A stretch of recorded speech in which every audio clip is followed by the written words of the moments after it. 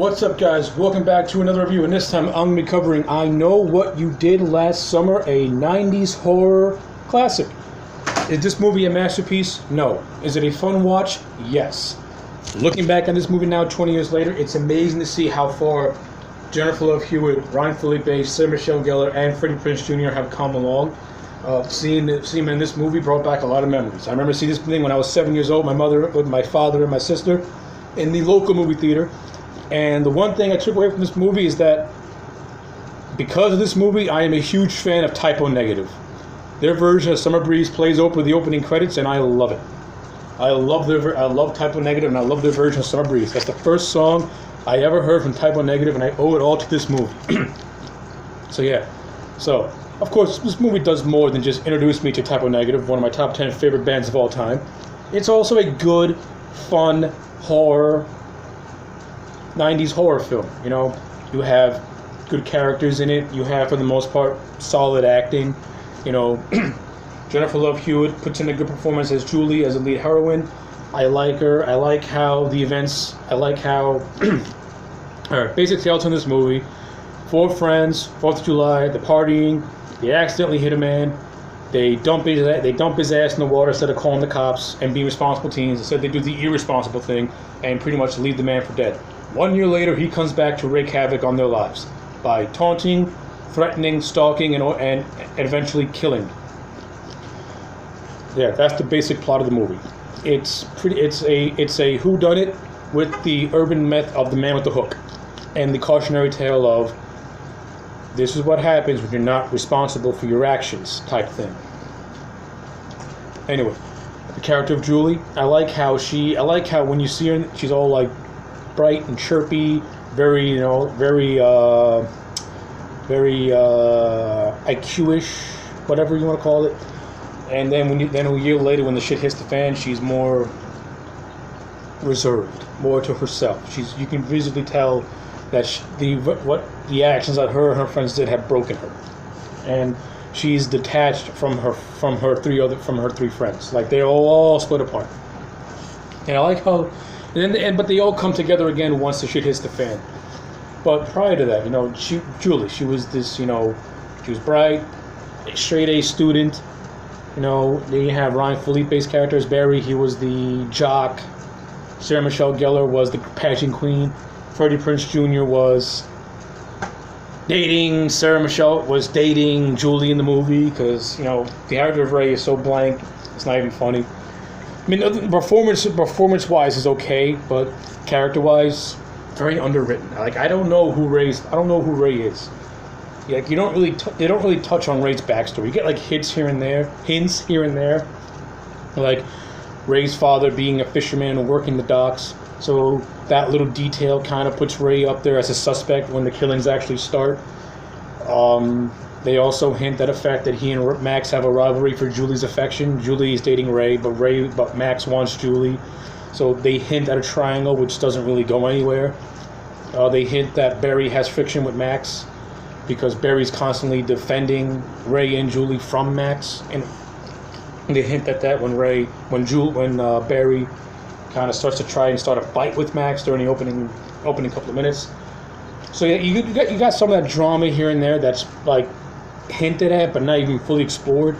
I think if they would have fully explored that just a little bit, it would have meant more when the actual killings start. Like I want to know why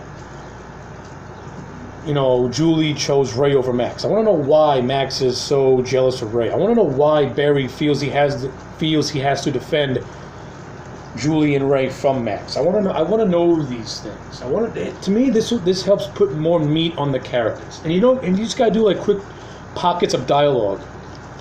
You know what I'm saying? But they don't really do that. But it's okay. It's fine. What this movie makes up for, and what this movie has in a lack of character development for the most part, it makes up with a really good atmosphere. The director Jim Gillespie and the cinematographer do a great job at creating this small time vibe with this little Southport town in North Carolina. Like they really create this really cool small town vibe to it. It has a good atmosphere to it. It has good moments of horror to it. I think Gillespie does a good job at building up suspense through a lot of his scenes, especially when the fisherman is playing mind games with the four characters before he starts to actually do the killing spree. You know, I like how when he stalks Barry at the gym, he leaves a photo of the car, and on the back of the photo says, "I know." Barry goes to investigate. When he comes back to his locker, it's open, his jacket's missing. And then the fisherman runs Barry over with the car. Doesn't kill him. He just, he doesn't kill him at all. He just taunts him and threatens him, just by standing over him with the hook in his hand and being caught up in the full getup, the full regalia. Really cool scene, by the way. And I thought Ryan Felipe's acting during that scene, he really sold the fear that he was supposed to have. You can legitimately tell he was scared for his life. Another good scene is Helen. The fisherman invades Helen's house and nobody sees him come in the house.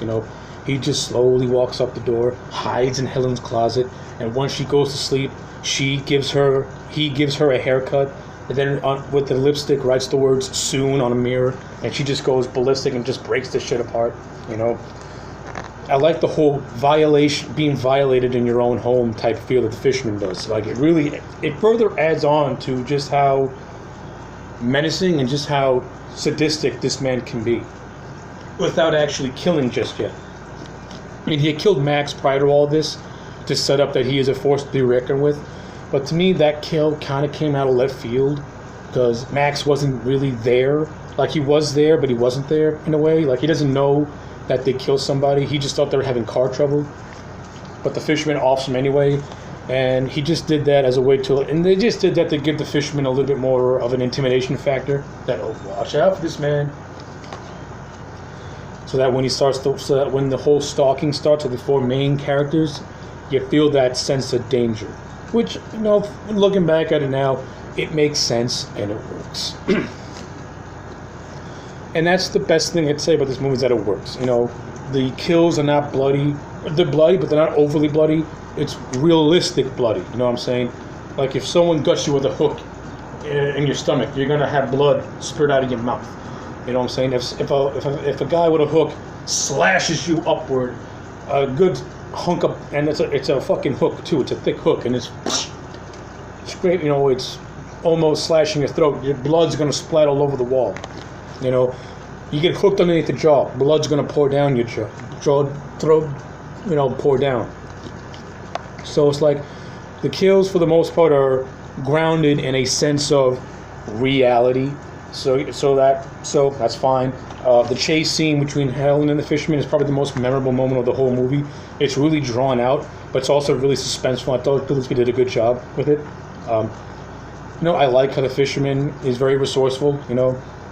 After he kills Helen's sister, he pretty much pretends to be a mannequin, and then he just jump scares Helen, which is actually a really cool jump scare, I'm not gonna lie. Like, you see it coming, you know it's coming, and you're waiting for it, and they do a good job at drawing it out a little bit, to the point where, she knows, he knows that she knows, he's just playing with her before he goes for the pop shot, and when he does that pop shot, it's satisfying to me, very satisfying.